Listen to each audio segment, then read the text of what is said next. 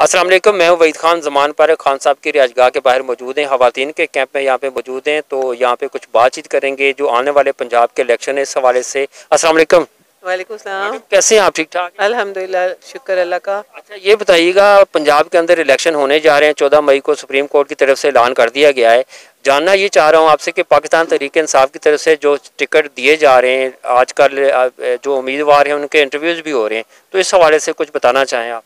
बिस्मिल्लाहिर्रहमानिर्रहीम। देखिए जी, पार्टी हमारी 26 साल पहले से जब से बनी है। हमारे बहुत सीनियर लोग हैं, वर्कर्स हैं, जो पिछली दफ़ा उनको टिकट्स नहीं दिए जा सके। आपने देखा होगा, हमने जिनको कहते हैं ना इलेक्टेबल्स, उनको टिकट्स दिए गए। और वो आज हमने देखा कि जब वक्त पड़ा तो हमें छोड़ गए, जिनको हमने लोटे करार दिए गए। तो अब हमने कोशिश की है कि खान साहब ने ये फैसला किया कि हम अपने अच्छे वर्कर्स को, जो अपने हल्के के काम करते हैं, जिनको अपनी हल्के मकबूल हैं, उनको टिकट दिए जाएंगे। इसलिए खुद वो बैठे हुए हैं, जो बोर्ड है पार्लियामेंट्री बोर्ड में, खान साहब खुद उसको हेड कर रहे हैं।